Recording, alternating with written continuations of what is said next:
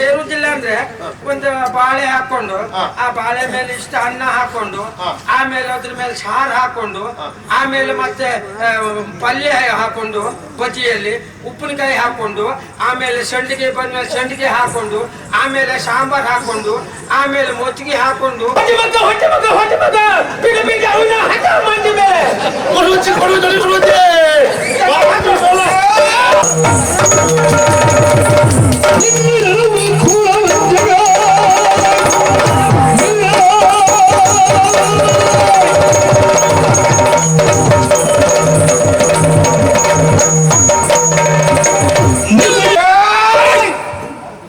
ಮಾತಾಡುವಾಗ ಪೆಟ್ಟು ಮಾಡಬಾರ್ದು, ಪೆಟ್ಟು ಮಾಡುವಾಗ ಮಾತಾಡಬಾರ್ದು.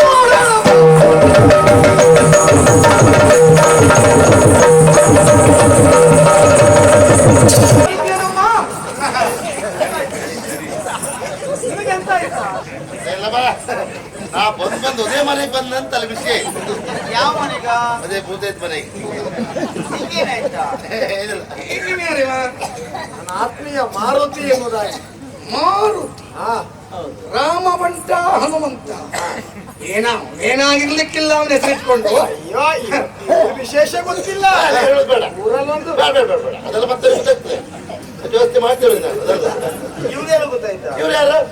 ನನ್ನ ಮಾವಯ್ಯ ಸಾಕೇತರಾಯರು. ಓ ಸೋಂಕೇತ್ರ ಇವರೇ. ಸಾಕೇತರಾಯ ಏನಂದ್ರೆ ನಾನು ಮಾರುತಿ ಅಂದ್ರೆ ಅದು ಆ ಮುಖ್ಯ ಪ್ರಾಣಿಗಿರುವ ಹೆಸರು ಅಲ್ವಾ? ನೀವು ಇಟ್ಕೊಂಡಿದ್ದ ಹೆಸರಿಗೆ ಇವರಿಗೆ ಸಂಬಂಧ ಇಲ್ಲ ಅಂದ್ರ ಸಂಬಂಧ ಇಲ್ಲ. ಅದ್ ಹೇಳಲಿಕ್ಕೆ ಬರುದಿಲ್ಲ ಸ್ವಾಮಿ. ಯಾಕೋ? ಹೆಸರಿಗೂ ಮನುಷ್ಯ ಸಂಬಂಧ ಇರುವುದಿಲ್ಲ ಹೇಳುದ ಸಾಕ್ಷಿ ಅಂದ್ರೆ ನಾನು ಬೇಡ. ಈಗ ನಿಮ್ಮನ್ನೇ ತಗೊಳ್ಳುವ. ನಿಮ್ ಹೆಸರೇನು? ಸಾಕೇತರಾಯ. ಸಾಕೇತ ಅಂತ ಹೇಳುದು ಎಲ್ಲಿಗೆ? ಅಯೋಧ್ಯೆಗೆ. ನೀವು ಗ್ರಾಮಕ್ಕೆ ಅಧಿಕಾರಿ ಸಾಕೇತರಾಯರ. ಗ್ರಾಮಕ್ಕೆ ಅಧಿಕಾರಿ ಹೌದು ನಾನು. ಅದೇ ಅದು ಸಾಕೇತ ಹೇಳುದು ಎಲ್ಲಿಗೆ? ಅಯೋಧ್ಯೆಗೆ. ವಿಷಯ ಬಿಡುವ ಮುಂದೋಗುವ. ಬಿಟ್ರೆ ಹೇಳಿ. ಇವ್ರು ಗೊತ್ತಾಯ್ತಾ? ನನ್ನ ಹೆಂಡತಿ ತ್ರಿವೇಣಿ. ನಮಸ್ಕಾರ. ಇವರಿಗೆಲ್ಲ ಪರಿಚಯ ಮಾಡ್ಕೊಡ್ತೀರಾ? ನನ್ನ ಮಕ್ಕಳು ಹೆಸರು ನರ್ಮದಾ ಗೋದಾವರಿ. ನೀರು ಮತ್ತು ಗೋದಿರವಿಯ ನರ್ಮದಾ ಗೋದಾವರಿ. ಮತ್ತೆ ಹಳೆಯ ತಲೆ ನನ್ನ ಅಮ್ಮ. ಗೊತ್ತಾಯ್ತಾ? ಬಂದು ಮೊದಲು ನೋಡಿದ್ದೆ ಈ ಮುಖ. ಇವರ ಸಿಡಿ ವ್ಯವಸ್ಥೆ ಆಯ್ತು ನಮ್ಗೆ. ತಮಾಷೆ ಮಾಡ್ತೇನಾ? ಈ ಮನೆ ಮೂಲ ಬಿಡುವೆ ನಾನು. ಅದಕ್ಕೆ ಹೇಳಿದ್ದು ಕೂಡ ಸೌದು ಹೋಗಿದೆ ಅಂತ. ನನ್ನ ಮಗನ ತಮಾಷೆ ಮಾಡ್ತೀಯ? ನಿಮ್ಮ ಮಗ ನಾವು ಕಳ್ಳನ ಮಗನೇ. ಏನ್ ಹೇಳ ಹಾಗಿದ್ರೆ ನಿಮ್ಗೆ ವಿಷಯ ಗೊತ್ತಾಯ್ತಾ? ಅವ್ರ ಮಗ ಕಳ್ಳ ಅಂತೆ. ಅದೆಲ್ಲ ಹೇಳು ಸರಿಯಾಗಿ. ಹಾಗಾದ್ರೆ ವಿಷಯ ಗೊತ್ತಾಯ್ತಾ? ಅವ್ರ ಮಗ ಕಳ್ಳ ಅಂತೆ. ಕೇಳಿದೆ ಅವ್ರ ಮಾತಾ. ಪರೋಕ್ಷವಾಗಿ ನಿಮ್ಮನ್ನು ಕಳ್ಳ ಅಂತ ಆರೋಪಿಸಿದ್ದು. ಅದನ್ನೇ ಹೇಳಿದ್ದು ಅವ್ರು ಸರಿಯಾಗಿ ಹೇಳುವಂತ. ಯಾರು ಕಳ್ಳ ಅಂತ ನಮ್ಗೆ ಗೊತ್ತಾಗತ್ತೆ ಇಲ್ಲ ಅವ್ರಿಗೆ. ಕಳ್ಳರ ಮಗ ಮರ್ಯಾದೆ ತೆಗೆದ ನೀನು. ಸ್ವಲ್ಪ ಸುಂದರ್ತೀಯ ನೀನು. ಇವಪ್ಪ ಹೋಲಿ ಕೋಣ ಸೊಪ್ಪು ಒಬ್ಬು ಸಾಯ್ತಾ ಇವ. ಯಾರು ಹೇಳುವುದೇ? ಓ ಪ್ರೂಫ್ ಕಾಕ್ ಬಂದಿದ್ದಾರೆ ನಮ್ಮ ಮನೆಗೆ. ಇರ್ಲಿ ಬಿಡಿ, ಪರಿಚಯ ಆಯ್ತು. ಈಗ ನಾವು ಯಾಕೆ ಬಂದದ ವಿಷಯ ಗೊತ್ತಿಲ್ಲ. ಗಡಿರಕ್ಷಣೆಗಾಗಿ ಮಹಾರಾಜರಿಂದ ನಿಯೋಜನೆಗೊಳಗಾಗಿ ನಾನು ಬಂದವ. ಹಾಗೆ ಗಡಿಪ್ರಾಂತ್ಯವನ್ನು ನೋಡುತ್ತಾ ನೋಡುತ್ತಾ ಬರುತ್ತಾ ಇದ್ದ ಹಾಗೆ ಪ್ರಾಚೀನ ಕಾಲದ ಭವ್ಯ ಭವನವನ್ನು ನಾವು ಕಂಡೆವು. ನನ್ನ ಮಡದಿ ತ್ರಿವೇಣಿಗೆ ಬಹಳಷ್ಟು ಇಷ್ಟಪಟ್ಟಿದ್ದಾಳೆ. ಆ ಭವನವನ್ನು ಕಂಡಾಗ ಯಾರೋ ಏನು ಹೇಳಿದ್ರು, ಆ ಮಾತಿಗೆ ಕಿವಿಗೊಳ್ಳಿಲ್ಲ. ಏನೇ ಆಗ್ಲಿ ನನಗೆ ಆ ಮನೆ ಬಿಡ್ಲಿಕ್ಕೆ ಮನಸ್ಸೇ ಇಲ್ಲ. ಅತ್ತಿಗೆಮ್ಮ, ನನಗೆ ಜೀವ ಬಿಡ್ಲಿಕ್ಕೂ ಮನಸ್ಸು. ನೀನು ಜೀವ ಬಿಡ್ಬೇಕು ಅಂತ ಇಲ್ವೋ? ಅದು ತಕೊಂಡು ಹೋಗ್ತದೋ? ಶ್ರೀಕಾಂತ, ಬೇರೆ ಯಾವ ಮನೆ ಬೇಕಿದ್ರು ತೋರಿಸು, ನಾನು ಒಪ್ಪಿಕೊಳ್ತೇನೆ. ಆ ಭವನ ಬೇಡವೇ ಬೇಡ. ಯಾಕೆ? ಎಷ್ಟೊತ್ತಿನ ನೋಡಿದ್ರು ಭೂತ ಪ್ರೇತಗಳ ಕಾಟ ಆ ಭವನದಲ್ಲಿ. ಅಯ್ಯೋ ಬೇಡಪ್ಪ, ಬೇಡ ಬೇಡ.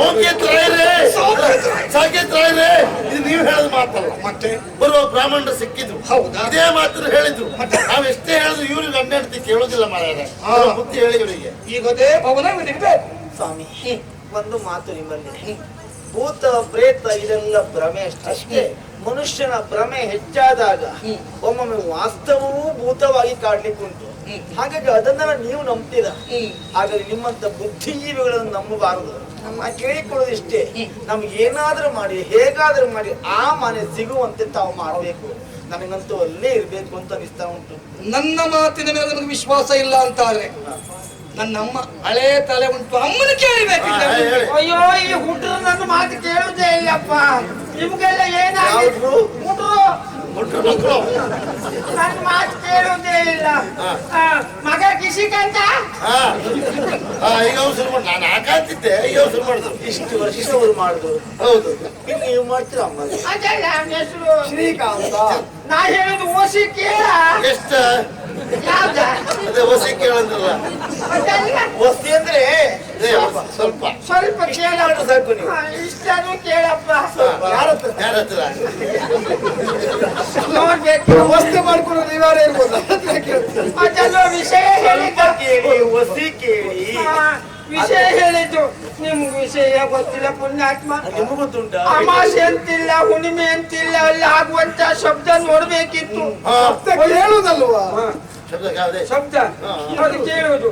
ಅಲ್ಲಿ ಆಗುವ ಶಬ್ದಕ್ಕೆ ನಮ್ಮನೇಲಿರುವಂತ ಪಾತ್ರೆ ಎಲ್ಲ ಕೆಳಗೆ ಬಿದ್ದು ದನ ಬಣ್ಣ ಅಂತಿರ್ತಿತ್ತು, ಗೊತ್ತುಂಟ? ಹೌದಾ?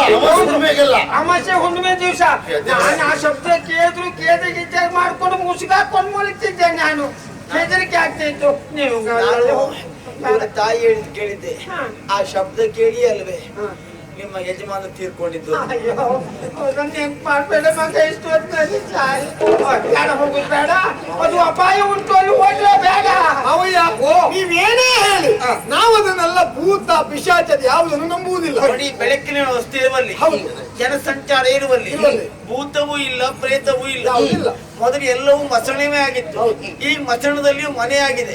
ಹಾಗೆ ಭೂತ ಎಲ್ಲೋಯ್ತು? ಪ್ರಶ್ನೆ ಬರೋದಿಲ್ವಾ? ಹಾಗಾಗಿ ನಮಗೆ ಆ ವ್ಯವಸ್ಥೆ ಆಗ್ಬೇಕು, ನಮಗಲ್ಲಿ ಇರ್ಬೇಕು. ಕೇಳಿದೆ, ನಮ್ಮ ಹಠ ಮಾಡ್ತಾ ಇದ್ದಾರೆ, ಅದೇ ಭವನ ಬೇಕಂತೆ ಅವರಿಗೆ. ಏನ್ ಮಾಡಿದ್ದೆ ಈಗ? ಏನಾದ್ರೂ ಮಾಡಿ ಉಳಿಸ್ಬೇಕಲ್ಲ ಅವರನ್ನಲ್ಲಿ. ಅದಕ್ಕೇನಾದ್ರೂ ಒಂದು ಗಣ ಹೋಮ ಪೂಜೆ ಇತ್ಯಾದಿ ಇದನ್ನೆಲ್ಲವನ್ನು ಮಾಡಿ. ಯಾವ ಭಟ್ರಲ್ಲಿ ಹೋಗ್ತಿದ್ದೆ ನೀನು? ಪ್ರಸನ್ನ ಭಟ್ರು ಅವ್ರ ಮನೆಗೆ ಹೋಗಿ ಬರ್ತೇನೆ. ಸಾಮ ಹಿಡ್ಕೊಂಡೆ ಹೋಗು, ಮತ್ತೆ ಅವ್ರು ಧರ್ಮ ಕೇಳುವುದಿಲ್ಲ. ಇವನ್ನೆಲ್ಲ ಕರ್ಕೊಂಡು ಮತ್ತು ವಾಸ್ತು ಪೂಜೆಗೆ ಬೇರೆ ಭಟ್ರಿದ್ದಾರೆ. ಇನ್ನು ಮುಂದೆ ದೊಡ್ಡ ಕಾರ್ಯಕ್ರಮ ಮಾಡೋದು ಅವರಿಗೆ ನಮ್ಮ ದಾರಿವನ್ನ ಒಬ್ಬರು ಸಿಕ್ಕಿದ್ರು. ಅವರ ಮುಹೂರ್ತದಲ್ಲಿ ಆ ಮನೆ ಪ್ರವೇಶ ಮಾಡೋಣ. ನೀವು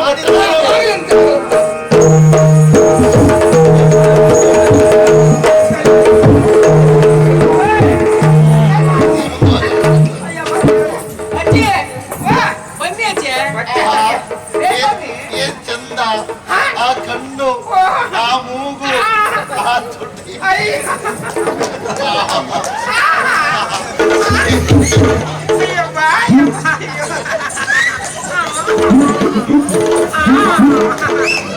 ಅಲ್ಲ, ಇವ್ರಿಗೆ ಅಂತ ಇತ್ತು, ಈ ಎರೆ ಹೊಡೆದ ಮೇಲೆ ಉಪ್ಪಿನ ಬಿದ್ದಾಗ ಮಾಡ್ತಿದ್ರಲ್ಲ. ಇದು ನೀನ್ ಅನ್ಬೇಕು ಹೋಗ್ತಾ ಇದ್ದೆ, ಹೋಗಪ್ಪ ಕಳ್ಳ. ನೀವು ಅದಕ್ಕೆ ಹಾಕಿದ್ದ ಅದು ನಾವು ನಿಮ್ಮನ್ನೇ ಹೊಗಳಂತು. ನೀವು ಬಹಳ ಚಂದಾಜಿ. ಇದೆಂತ ಚಂದ್ವ? ಒಂದು 25-30 ವರ್ಷದ ಹಿಂದೆ ನೋಡ್ಬೇಕಿತ್ತು ನನ್ನ ಚಂದ್ವ. ಹೌದಾ? ಅದಲ್ಲ, ಈಗಲೇ ಚುಕ್ಕಿದ್ರೆ ಎಂಬಲ್ಲಿ ಯಾವಾಗ ಆಗಿರ್ಬಹುದು. ಇರ್ಲಿ, ನಾನು ಕೇಳುವುದು, ನಿಮ್ಮ ಮತ್ತು ನಿಮ್ಮ ಯಜಮಾನರ ಪ್ರಥಮ ಭೇಟಿ ಉಪವನದಲ್ಲ, ಮದುವೆ ಮಂಟಪದಲ್ಲ?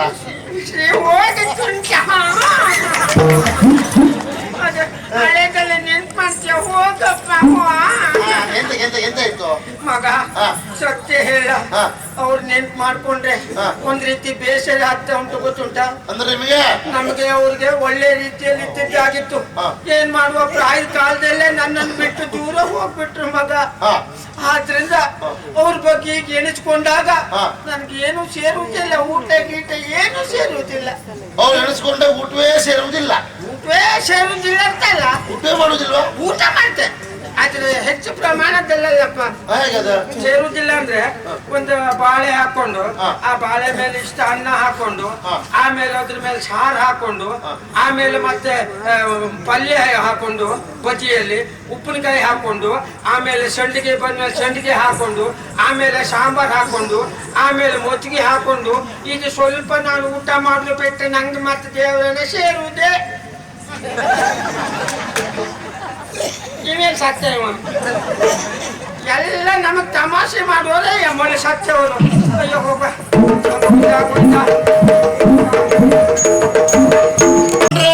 ಗಣವಾಮ ಹತ್ತಾಣ ಕತೆ ವಸ್ತು ಪೂಜೆ ಎಲ್ಲ ಆಯ್ತಲ್ಲ ಎಲ್ರಿಗೂ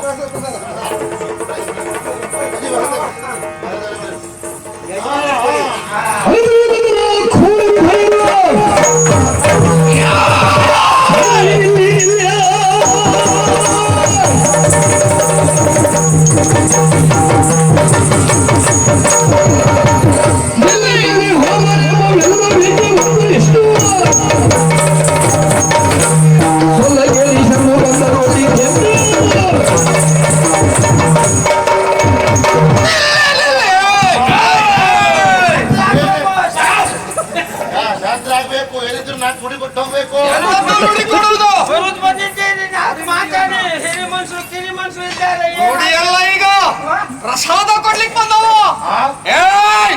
ಏನು ಗಣ ಹೋಮ ವಾಸ್ತು ಹೋಮ ಎಲ್ಲ ನಿಲ್ಲಿಸಿ ಕೊಡ್ತಾರೆ ದುಷ್ಟ್ರ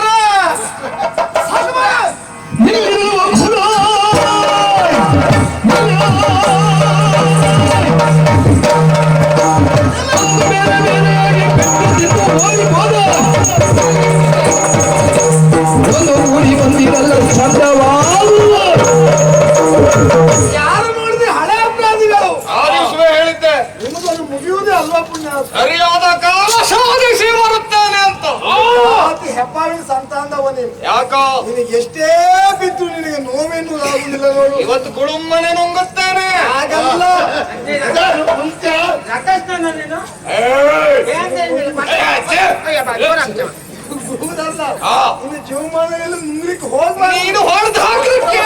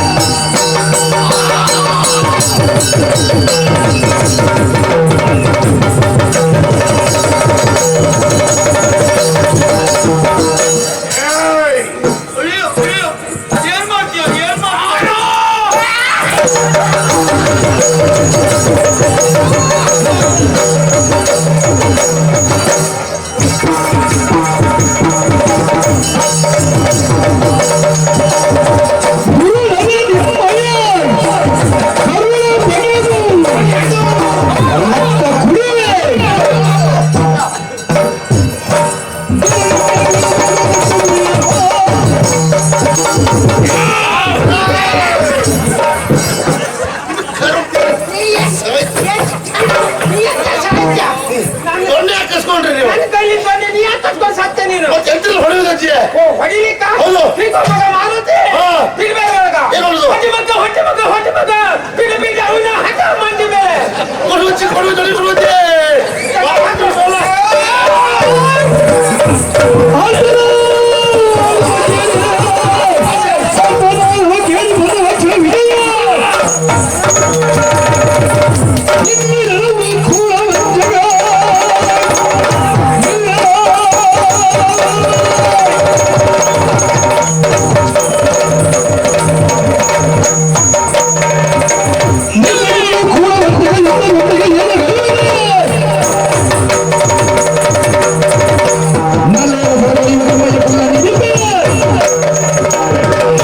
ಅಂಗಳದಲ್ಲಿ ಇಂಗಳದ ಮಳೆ ಸುರಿದಂತೆ ದುಷ್ಟ ಗ್ರಹಗಳೇ ಗಣಹೋಮ ವಾಸ್ತುಹೋಮ ನಡೀತಿರುವಂತ ಕಾಲಕ್ಕೆ ಬಂದು ತಡೀತಾ ಇದ್ದೀರಲ್ಲ ಮಾತಾಡುವಾಗ ಪೆಟ್ಟು ಮಾಡಬಾರ್ದು ಪೆಟ್ಟು ಮಾಡುವಾಗ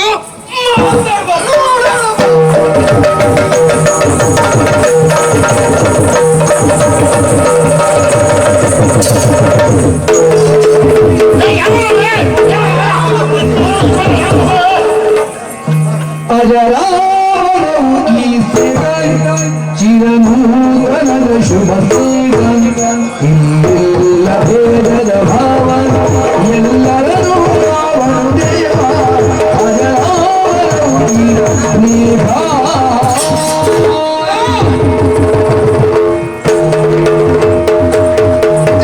ಬಂದೆಯ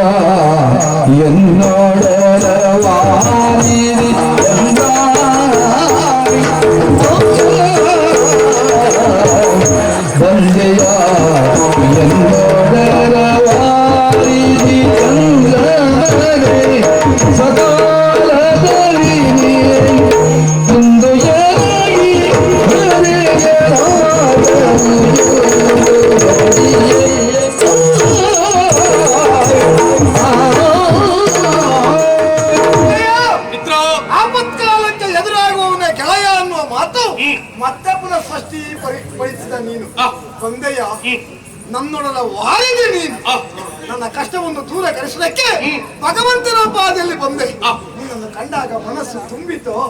ಧನ್ಯವಾದ ಗೆಳೆಯ. ನನಗೆ ನೀನು ಧನ್ಯವಾದ ಹೇಳು, ಇದು ನನ್ನ ಕರ್ತವ್ಯ ಅಲ್ವೇ ಮಿತ್ರ? ಗೆಳೆಯ ನೀನಿರುವಲ್ಲಿ ಮಮ ನಿಲಯ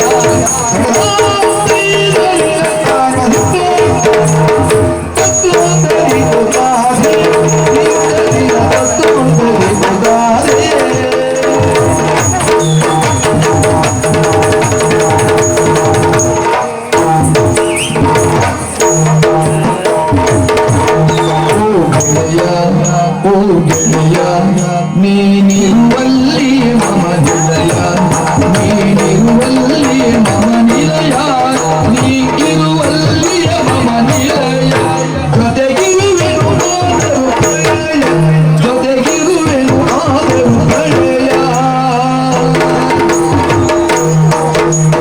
ತಿಳಿಯುತ್ತ ಬಂದೆನು ನಿಂತಿರವನು ನಾಯ್ ತಿಳಿಯುತ್ತ ಬಂದೆನು ನಿಂತಿರವನು ಬಲಿಯಿರುವೆನು ಕಾಲವು ಕೀಳು ಗೆಳೆಯ ಓ ಗೆಳೆಯ ನೀನಿರುವಲ್ಲಿಯ ಮಮ ನಿಲಯ ಜೊತೆಗಿರುವೆನು ಆದರೂ ಗೆಳೆಯ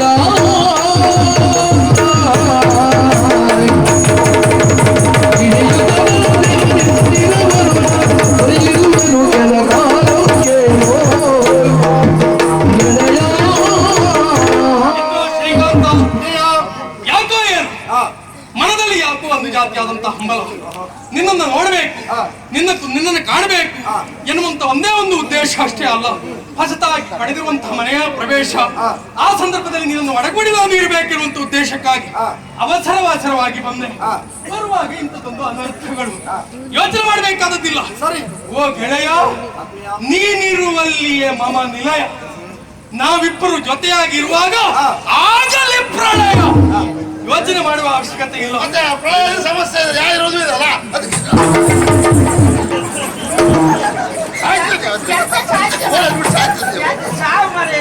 ಉಪದ್ರ ಸ್ವಲ್ಪ ಅಲ್ಲ ಮಾರೆ. ಏನಾಯ್ತು? ಗೋಳನ್ನು ಹಿಡಿತಾರೆ ಬರುವಾಗ. ಕೂತ್ಕೊಳ್ಳಿಕ್ಕೂ ಬಿಡಿಸಾವುದಿಲ್ಲ, ನಿಂತ್ಕೊಳ್ಳಿಕ್ಕೂ ಬಿಡುದಿಲ್ಲ. ಇವಾಗ ಕೋಣ ಸಂಪು ಹೋರಿ ಒಬ್ಬರೇ ಸಾಯ್ತಾ ಹೋಗ. ನಡೆದಾಡುವಾಗ ನಾವು ನೋಡ್ಕೊಳ್ಳ ಅಂದ್ರೆ ಪ್ರಳಯ ಆಗುದು ಅಂತ ಹೇಳಿದ್ರೆ ಹಾಗಲ್ಲ. ಮತ್ತೆ? ನಾವಿಬ್ಬರು ಒಟ್ಟಾಗಿ ಇರುವಾಗ ಪ್ರಳಯ ಆದರೂ ಅಂಜಿಕೆ ಇಲ್ಲ, ನಾನಿದ್ದೇನೆ ಹಾಗೆ ಅಂತ ಧೈರ್ಯದ ಮಾತು. ಒಳ್ಳೆ ಮಿತ್ರ, ನಿನ್ನ ನೋಡ್ಬೇಕು ಎಂಬ ಸಲುವಾಗಿ ಬಂದೆ. ಇವಳು ಇಲ್ಲೇ ಇದ್ದಾಳೆ. ನಿಜವಾಗಿ ನಮ್ಗೆ ಅದೇ ಸಮಾಧಾನ. ಇಷ್ಟೊತ್ತವರೆಗೆ ನೀನೆಲ್ಲೂ ಕಾಣಲಿಲ್ಲ ಅಂತ ಇಲ್ಲೇ ಇದ್ದೆ. ಹೌದಾ? ನೀವಿಬ್ರು ಗೆಳೆಯ ಹೇಳುವ ಕಾಲಕ್ಕೆ ಸ್ನೇಹಿತೆ ಮರ್ತೇ ಬಿಟ್ಟೆ ನೋಡಿದೆ ನಾನು. ಯಾವ ಕಾರಣಕ್ಕಾದ್ರೂ ಮರೆಯುವುದಕ್ಕುಂಟ? ಒಟ್ಟಾಗಿ ಬೆಳೆದವರು, ಒಟ್ಟಾಗಿ ಆಡಿದವರು, ಒಟ್ಟಾಗಿ ಕಲಿತವರು, ಒಟ್ಟಾಗಿ ಕಲಿತವರು ಅಲ್ವಾ? ಅಷ್ಟೇ ಅಲ್ಲ, ಮದುವೆ ಕಾಲಕ್ಕೆ ನೀನು ಎಷ್ಟೆಲ್ಲ ಪ್ರಯತ್ನ ಮಾಡಿದ್ದೇಳು ಅಲ್ವಾ? ನಮ್ಮ ಮದುವೆ ಮಾಡ್ಲಿಕ್ಕೆ. ಎಷ್ಟೆಲ್ಲ ಪ್ರಯತ್ನ ಪಟ್ಟವ ನಾನು, ಹೌದು. ಅಲ್ವಾ? ಶ್ರೀಕಾಂತ ಸರಿಯಾದ ಸಮಯಕ್ಕೆ ಬಂದು ನಮ್ಮೆಲ್ಲರ ಪ್ರಾಣವನ್ನ ಕಾಪಾಡಿದ ಓ ಈ ಪುಣ್ಯಾತ್ಮ ಯಾರು ಅಂತ ಗೊತ್ತಾಗಲಿಲ್ಲ. ಆತನ ವಿಷಯದ ಕುರಿತಾಗಿ ಹೇಳುವಾಗ ನನ್ನ ಎದೆ ಉಪ್ಪುವುದನ್ನು ಒಮ್ಮೆ ಗಮನಿಸಿ ಮಾವ. ಯಜಮಾನ್ರೆ ಬನ್ನಿ, ಕೇಳುವ ಬನ್ನಿ, ನಾನು ಒಟ್ಟಿದ್ದೆ ಕೇಳುವ. ಈಗ ಹೇಳಿ ಅವಯ್ಯ, ಬಾಲ್ಯದ ಒಡನಾಡಿ ಈತನ ಹೆಸರು ವಿಜಯ ಎನ್ನುವುದಾಗಿ, ನನ್ನ ಬದುಕಿನ ಸ್ಫೂರ್ತಿಯ ಮೂರ್ತಿ ಯಾರು ಕೇಳಿದ್ರೆ ನನ್ನ ಆತ್ಮೀಯ ವಿಜಯ ಎನ್ನುವುದಾಗಿ ಎದೆ ತುಂಬಿ ಹೇಳಿದ್ದೇನೆ. ಹಾಗಂತ ಇವನ ಕುರಿತಾಗಿ ಇಷ್ಟೇ ಹೇಳಿದ ಪ್ರಯೋಜನ ಇಲ್ಲ. ಹೇಳಬೇಕಾದ್ದು ಕೇಳಬೇಕಾದ್ದು ಮತ್ತಷ್ಟು ಉಂಟು. ಮಾವಯ್ಯ, ಅವನ ಸ್ನೇಹಾಸ್ತ ನಮಗೆ ತಾಗಿತ್ತು ಅಂತ ಆದ್ರೆ ಅದು ಬಿಡಿಸಲಾರದ ಬಂಧನ. ಇವನ್ ಒಟ್ಟಿಗೆ ಒಂದು ದಿವಸ ನಾವು ಕಳೆಯುವುದಕ್ಕೆ ಸಮಯಾವಕಾಶ ಇವನಿಂದ ಲಭ್ಯವಾಯಿತು ಅಂತ ಆದ್ರೆ ಅದುವೇ ನಮ್ಮ ಪಾಲಿಗೆ ಹಬ್ಬ. ವೈರಿಗಳ ಪಾಲಿಗೆ ಈತ ಕೆರಳ ನಿಂತಂತಾದ್ರೆ ನಾಗರ ಹಾವು. ಇವನ ಸಂತಸದಲ್ಲಿ ಒಂದು ದಿವಸ ಕಳೆಯುವಂತಾದ್ರೆ ಅದುವೇ ನಮ್ಮ ಪಾಲಿಗೆ ದೀಪಾವಳಿ. ಸಾಹಸದಲ್ಲಿ ಈತ ಸಾಹಸದ ಸಿಂಹ. ಯಾರಿಗೂ ಎಷ್ಟೊತ್ತಿಗೆ ಎಲ್ಲಿಗೂ ಆಗಬಲ್ಲ ಈತ ಯಜಮಾನ. ಕಷ್ಟ ಕಾಲದಲ್ಲಿ ಬಂದು ನಮಗೆ ಸಹಾಯ ಕೊಟ್ಟವನೇ ಇವನ ನಿಜವಾದ ಆಪ್ತ ಮಿತ್ರ. ಆಪ್ತ ರಕ್ಷಕರು ಹೌದು ಅಂತ ಇತ್ತು. ಸಾಹಸ ಸಿಂಹನೇ ಹೌದು ಈತ. ಅನುಮಾನ ಬೇಡ. ವಿಶೇಷ ಉಂಟು ಮತ್ತೊಂದು, ಅವ ಕಲಿತ ವಿದ್ಯೆಯ ಬಗ್ಗೆ. ಇವ ಮನೋವಿಜ್ಞಾನ ಕಲಿತಿದ್ದಾನೆ, ಮನೋವೈದ್ಯನಾಗಿದ್ದಾನೆ ಅವ. ನಿಜವಾಗಿ ಹೇಳು, ನಾನು ಇಲ್ಲಿಂದ ನಿಮ್ಮನ್ನ ಕಾಣಬೇಕೆನ್ನುವಂತ ಉದ್ದೇಶದಲ್ಲಿ ಹೊರಟವಾಗಿತ್ತು. ಏನ್ ಮಾಡೋಣ, ನನ್ನ ಕೆಲಸದ ಒತ್ತಡದಲ್ಲಿ ಬಿಡುವನ್ನು ಮಾಡಿಕೊಳ್ಳಿಕ್ಕೆ ಆಗ್ಲಿಲ್ಲ. ಇವತ್ತು ಹೇಗಾದ್ರೂ ಮಾಡಿ ನಿಮ್ಮನ್ನ ಕಾಣಬೇಕೆನ್ನುವಂತ ಉದ್ದೇಶಕ್ಕಾಗಿ ಬಂದೆ. ಇನ್ನೊಂದು 10 ದಿವಸ ಇಲ್ಲಿ ಉಳಿದು ಹೋಗ್ತೇನೆ ನಾನು. 10 ದಿವಸ ಇರ್ತೀಯ? ನಾನು ಊಟ ಮಾಡ್ಕೊಂಡು ಮನೆಗೆ ಹೋಗ್ತಾನೆ ಅಂತ ಭಾವಿಸ್ಕೊಂಡೆ. ನೀವು ಯೋಚನೆ ಮಾಡೋದು ಬೇಡ, 10 ದಿವಸ ನಾನು ಇರ್ತೇನೆ. ನೀನು ಸತ್ತೋಗ್ಲಿಕ್ಕೆ ನಾ ಹೇಳ್ದೆ ಬ್ಯಾಡ, ಯಾರು ಬರುದು ಬ್ಯಾಡ ಅಂತ ಎಲ್ಲ ಕರ್ಕೊಂಡು ಬಂದು ನೋಡು. 10 ದಿವಸ ಇನ್ನೊಬ್ಬ ಬರ್ತಾರೆ, ಇನ್ನೊಂದು ತಿಂಗಳಾಯ್ತು. ಕೇಳಿದೇನ ಏನು ಏನೋ ಗುಸು ಗುಸು ಏನೋ ಅಲ್ಲ ಅವ್ರು ಎಂತ ಹೇಳಿದ್ರೆ ನಾ ಕೇಳಲಿಲ್ಲ, ನೀವೆಂತ ಗೊತ್ತಾಯ್ತು ನಿಮ್ಗೆ? ನಾನು ಹೇಳ್ತೇನೆ ಕೇಳಿ. ಹಾ ಯಾರೋ ಏನೋ ಏಕಾಏಕಿಯಾಗಿ ಬಂದ ಹಾ. ಸ್ನೇಹಿತ ಅಂತ ಪರಿಚಯ ಮಾಡಿಸಿಕೊಟ್ರು. ಹಾ. 10 ದಿವಸ ಇಲ್ಲಿ ಉಳಿತಾರಂತೆ. ಹಾ. ಹಾಗಂತ ಹಾ. ಮನೆಯಲ್ಲಿ ಪ್ರಾಯಕ್ಕೆ ಬಂದ ಹೆಣ್ಮಕ್ಳೆಲ್ಲ ಇದ್ದಾರೆ, ಹಾ. ಮುಂದೇನು ಗತಿಯು ಅಂತ ಮಾತಾಡ್ತಾ ಇದ್ದಾರೆ. ದೇವ್ರೆ ಅವ್ರ ಮನಸ್ಸೆಲ್ಲ ಮಾತಾಡ್ಕೊಂಡು ನಿಮ್ಗೆ ಗೊತ್ತಾಯ್ತಾ? ಹೇಳಿಲ್ವಾ ಅವಳು? ಅದು ನಮ್ಗೆ ಗೊತ್ತಾಯ್ತು, ಅವ್ರಿಗೇನು ಗೊತ್ತಾಗಿಲ್ಲ ನೋಡು. ಅವ್ರಿಗೆ ಗೊತ್ತಾಗಿಲ್ಲ ಅಂದ್ರೆ ಅದೆಲ್ಲ ಮನಃಶಾಸ್ತ್ರಜ್ಞನ. ಸರಿ. ಹಾ. ಇನ್ನೊಬ್ಬರ ಮನಸ್ಸಾಗಿತ್ತು ನೀವು ಹೇಳ್ತೀರಾ? ಓ, ಹಾಗಾದ್ರೆ ಅಚ್ಚಿ ಮನಸ್ಸಲ್ಲಿ ಉಂಟು ಅಂತ ಹೇಳಿ ನೋಡುವ. ಅಜ್ಜಿ ಮನಸ್ಸಲ್ಲಿ ಏನುಂಟು ಅಂತ ಅಜ್ಜಿಯಲ್ಲೇ ಹೇಳ್ಬೇಕು, ಬಿಟ್ರೆ ನಿನ್ನಲ್ಲೇ ಹೇಳುದಲ್ಲ. ಬೇಡ ಆಗಿದೆ. ನೋಡು, ಹಸ್ತಿನಲ್ಲಪ್ಪ ಅಪರೂಪಕ್ಕೆ ಬಂದಮ್ಮ. ಒಂದು 5-6 ತಿಂಗಳು ನಮ್ಮೊಟ್ಟಿಗೆ ಹಾಗೆ ಕಳೆದು ಮತ್ತೆ ನೀನು ಉದ್ಯೋಗ ಹೋಗ್ಬೋದು. ಬನ್ನಿ ಹೀಗೆ ಕೆಲಸದ ಒತ್ತಡ ಉಂಟು, ಉಳಿಯುವಂತ ಅನಿವಾರ್ಯತೆ ಬಂತು ಅಂತಾದ್ರೆ ಖಂಡಿತ ಕುಳಿತೇನೆ. ಓಯ್, ಈಗ ನಾವೆಲ್ಲ ಇಲ್ಲೇ ಉಳ್ಕೊಳ್ತೇವೆ, ನೀವ್ ಯಾವಾಗ ಹೋಗ್ತೀರಿ? ಎಂತ ಹೇಳುದು ನಾನು? ಅಲ್ಲ ಅವ್ರ ಮನೆಯಲ್ಲಿ ಇರ್ತಾರ? ಯಾರ ಮನೆ ಆಯ್ತು? ಶ್ರೀಕಾಂತಂದು ಮತ್ತೆ ನಾಯಲ್ಲಿ ಹೋಗ್ಬೇಕು? ನಿಮ್ಮ ಮನೆಗೆ ನಾನು ಇಲ್ಲೇ ಇರ್ತೇನೆ. ನೀವು ನನ್ನ ಮನೆ ನೀವು ಇಲ್ಲೇ ಇರ್ತೀರಾ? ನಾನೇ ಉಳಿಸ್ತಲ್ವ ನಿಮ್ಮನ್ನ? ಆಗ್ಲಿ ಮರೆ, ಇಲ್ಲಿ ನಾವೇನ್ ನೋಡೋದು? ನಾವೆಲ್ಲ ಒಟ್ಟಾಗಿಲ್ಲ ಎಲ್ಲ ಒಟ್ಟಾಗಿಲ್ಲೇ ಇರ್ಬೇಕು. ನಾವೆಲ್ಲ ಒಟ್ಟಾಗಿ ಇದೇ ಮನೆಯಲ್ಲಿ ಉಳಿಯುವುದು ಅಂತ. ಹಾ, ಎಲ್ಲರೂ ಒಟ್ಟಾಗಿ ಇಲ್ಲೇ ಇರ್ಬೇಕು ಅಂತ ಆದ್ರೆ ಹಾ. ನಾ ಹೇಳಿದ ಒಂದು ಮಾತು ಕೇಳ್ಬೇಕು. ಅದು ಕೇಳುದೇ ಆಯ್ತಲ್ಲ. ಹೇಳಿ ಹೇಳಿ ಹೇಳಿ. ನೋಡಿ ಓಲೆ ಕಾಣ್ತಾ ಇದ್ದಲ್ಲ ಮೇಲೆ ನೋಡಿ. ಏನು? ಹೇಳಿ. ಅಲ್ಲ ಯಾರು ಹೋಗ್ಬಾರ್ದು. ಅಲ್ಲ ಯಾರು ಕಂಕಣದಿ ಗೋಚನೆ ಸುದಿಗ ಮೇಲಂಕಣ ಮನೆಯಿತು ಅಂಕೆ ಮೀರುತ್ತ ಹೋಗುವುದು ಉಚಿತ. ಜೀವದಂತಗಳು ಶಂಕೆ ಇಲ್ಲದೆ ಬಗವು ವಿಘ್ನ ಪರಂಪರೆಗಳಾಗಿ ನುಡಿಯುವೆ. ಶಂಕರನ ಪದದಾಣೆ ನುಡಿಯುವೆ, ಎಚ್ಚರವು ನಿಮಗೆ.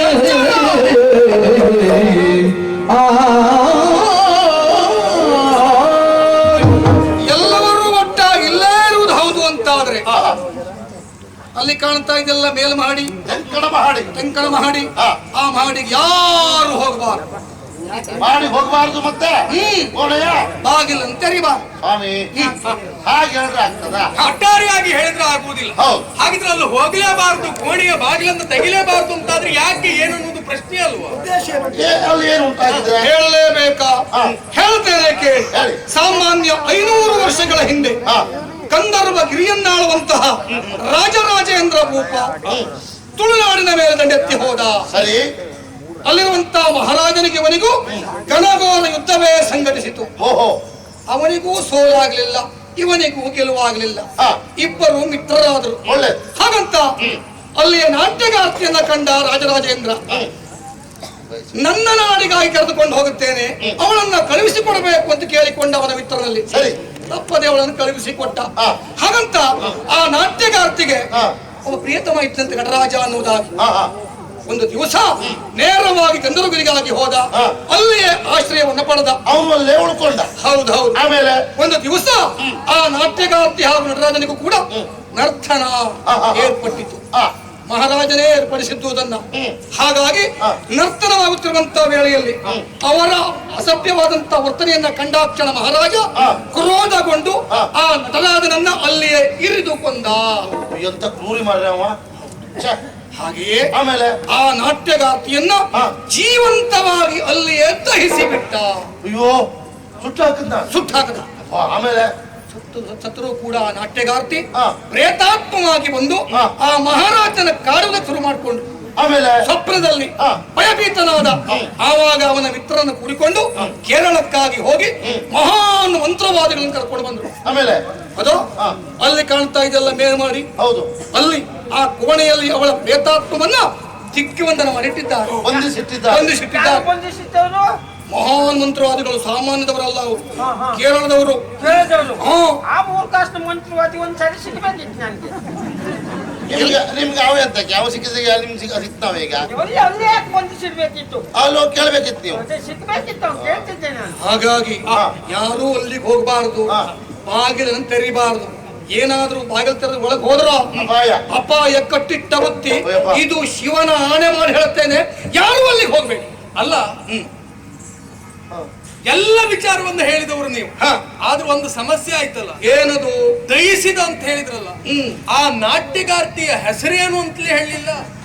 ಅವಳ ಹೆಸರು ಅವಳೇ ನಾಗವಲ್ಲಿ. ನಾಗವಲ್ಲಿ. ಯಾರು ಹೋಗಬೇಡಿ, ಯಾರು ಹೋಗಬೇಡಿ.